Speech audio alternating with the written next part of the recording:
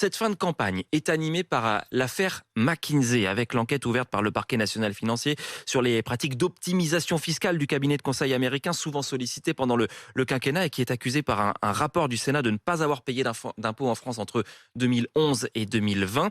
C'est une bonne chose, réagit Emmanuel Macron. Marie Régnier, vous avez enquêté pour RMC et vous nous dites que le mécontentement est grand. Il y a d'abord la colère de cette association de victimes du Covid qui a décidé de porter plainte contre 3 cabinets de consultants pour corruption. Elle leur reproche leur incompétence dans la gestion d'une crise sanitaire.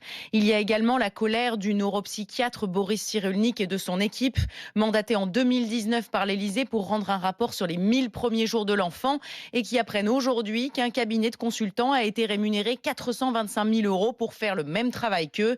Eric Alt est vice-président de l'association Anticorps et il comprend cette colère. Je comprends que ça puisse agacer les gens à plusieurs niveaux. Ça veut dire que l'argent de l'État n'est pas bien géré du tout. On a des personnes qui peuvent faire le travail, qu'il s'agisse de Boris Cyrulnik ou qu'il s'agisse de fonctionnaires de l'État qui peuvent faire le travail, et on ne s'interroge pas du tout sur le point de savoir si on n'a pas déjà ces compétences.